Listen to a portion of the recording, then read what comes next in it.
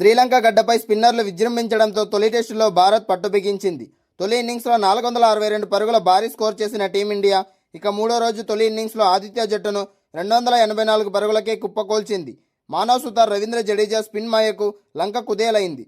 90 పరుగులకు 5 వికెట్లు కోల్పోయి కష్టాల్లో పడిన లంకను దినూషా డిక్వెల్లా 6వ వికెట్కు 146 పరుగులు జోడించి ఆ జట్టు యొక్క గౌరవప్రదమైన స్కోర్ చేయడంలో వాళ్ళు కీలక పాత్ర పోషించారు. అయితే తొలి ఇన్నింగ్స్లో భారత్కు 178 రన్స్ ఆధిక్యం దక్కగా నాలుగో రోజు గిల్సేన వేగంగా ఆడి ప్రత్యర్థి ఎదుట భారీ లక్ష్యాన్ని నిర్దేశిస్తే గాలి టెస్ట్ మన చేతికి వచ్చినట్టే. దాదాపు లంక ముందు 400 పరుగుల టార్గెట్ ఉంచవలసి ఉంది. ఇప్పటికే 178 పరుగుల ఆధిక్యంలో ఉన్న టీమిండియా నాలుగో రోజు 200కు పైగా పరుగులు సాధించి మొత్తంగా 400 పరుగుల టార్గెట్గా ఉంచితే టీమిండియాకు గెలుపు అవకాశాలు 100% ఉంటాయి. అయితే టార్గెట్ ఎంత వచ్చినా టీమిండియా విజయ అవకాశాలు వరుణుడి చేతిలోనే ఉంది. నాలుగో రోజు వర్షం అడ్డంకి కలిగిస్తే టీమిండియాకు గెలుపు అవకాశాలు సన్నగిల్లుతాయి. అప్పుడు శ్రీలంక కూడా డ్రా కోసం మొగ్గు చూపే అవకాశం ఉంది. దీంతో వరుణుడి దెబ్బ లేకపోతే టీమిండియాకు గెలిచే అవకాశాలు ఈ మ్యాచ్లో 100% ఉంటాయని చెప్పాలి. వాతావరణ నివేదిక ప్రకారం ఈ రోజు చిరుజల్లులు పడే అవకాశం ఉందట. అయితే మ్యాచ్ రద్దయ్యేంత వర్షం కాదని, చివరి రోజు అంటే 5వ రోజు మాత్రం ఎటువంటి వర్షం ముప్పు లేదని వెదర్ రిపోర్ట్ చెప్తోంది. శ్రీలంకతో జరుగుతున్న తొలి టెస్టు తొలి ఇన్నింగ్స్లో భారత్ 178 పరుగుల భారీ ఆధిక్యం దక్కింది. శ్రీలంక జట్టు 79.4 ఓవర్లలో 284 పరుగులు చేసింది. తొలి ఇన్నింగ్స్లో 462 పరుగులు చేసిన భారత్ మంచి ఆధిక్యం సంపాదించింది. తొలి ఇన్నింగ్స్ రెండో బంతికే ఓపెనర్ ఫెర్నాండోను అవుట్ చేశాడు మొహమ్మద్ సిరాజ్. ఇక దినేష్ చండిమల్ను మానవ్ సుతార్ కేవలం 4 పరుగులకే పెవిలియన్ పంపాడు. అలాగే 44 బంతులు 6 ఫోర్లతో 27 పరుగులు చేసిన లహీరును కూడా మానవ్ సుతార్ అవుట్ చేశాడు. ఇక కమెండో మెండిస్ 14, ధనంజయ డిసిల్వా 21 చేసి కుల్దీప్ యాదవ్ బౌలింగ్లో అవుట్ అయ్యారు. దీంతో 90 పరుగులకి 5 వికెట్లు కోల్పోయిన శ్రీలంక జట్టు ఆ సమయంలో డిక్వెల్లా, సోనాల్, జునీషాతో కలిసి 6వ వికెట్కు ఏకంగా 146 పరుగుల భాగస్వామ్యం జోడించారు. 35.3 ఓవర్ల పాటు క్రీజ్లో పాతుకుపోయిన ఇద్దరు కూడా భారత బౌలర్ల సహనాన్ని పరీక్ష పెడుతూ చాలా పరుగులు సాధించారు. 115 బంతుల్లో 80 పరుగులు చేసిన నిరోషన్ డిక్వెల్లాని ప్రసిద్ధ్ కృష్ణ అవుట్ చేశారు.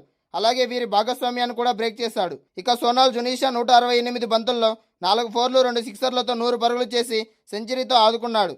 అయితే కరెక్ట్గా సెంచరీ చేసిన తర్వాత జడేజా బౌలింగ్లో అవుట్ అయ్యాడు. మొత్తంగా భారత బౌలర్లలో మానవ్ సుతార్ 4 వికెట్లు తీయగా రవీంద్ర జడేజా 3 వికెట్లు తీశాడు. సిరాజ్, ప్రసిద్ధ్ కృష్ణ, కుల్దీప్ యాదవ్లకు తలా వికెట్ దక్కింది. శ్రీలంకతో జరుగుతున్న తొలి టెస్టులో భారత స్టార్ ఆల్రౌండర్ రవీంద్ర జడేజా చరిత్ర సృష్టించాడు. గాలి అంతర్జాతీయ మైదానంలో అద్భుతమైన మైలురాయిని చేరుకొని లెజెండరీ ఆటగాళ్ల సరసన నిలిచాడు.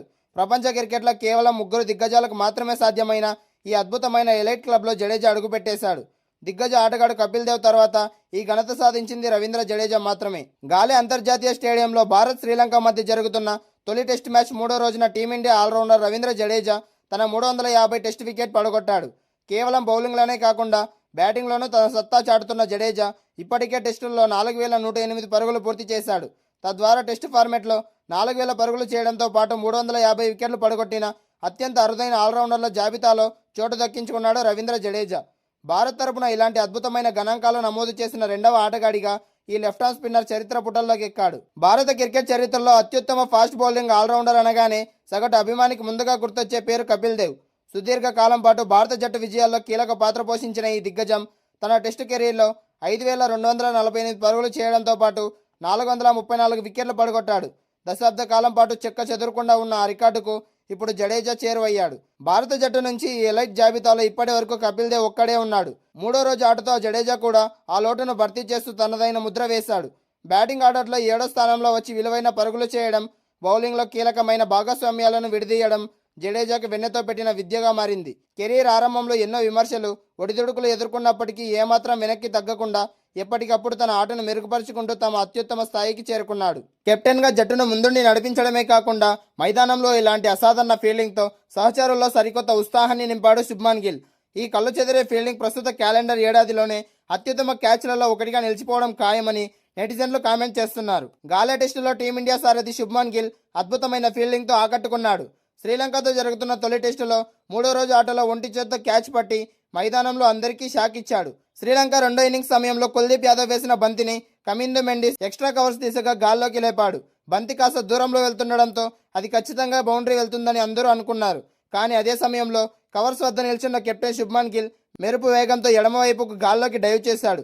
ఒంటి చేత్తో ఆ బంతిని అద్భుతంగా ఒడిసిపట్టి ఆశ్చర్యపరిచాడు. గిల్ పట్టిన ఈ అద్భుతమైన క్యాచ్ను చూసిన బ్యాటర్ కమిందు మెండిస్ కూడా నమ్మలేకపోయాడు. ఈ క్యాచ్తో భారత సారథి సరికొత్త మైలురాయిని అందుకున్నాడు. టెస్టు క్రికెట్లో గిల్కి ఇది 32వ క్యాచ్ కాగా కెప్టెన్గా 10 మ్యాచ్ల్లోని 7 క్యాచ్లు తన ఖాతాలో వేసుకున్నాడు. పరిమిత ఓవర్ల ఫార్మెట్లో కూడా చురుకైన ఫీల్డర్గా పేరున్న గిల్ వన్డేల్లో 40, అలాగే పొట్టి ఫార్మెట్లో అంటే టీ20లో 9 క్యాచ్లు అందుకున్నాడు. భారత టెస్టు కెప్టెన్ల జాబితాలో దిగ్గజ వికెట్ కీపర్ మహేంద్ర సింగ్ ధోని 187 క్యాచ్లతో అగ్రస్థానంలో కొనసాగుతున్నాడు.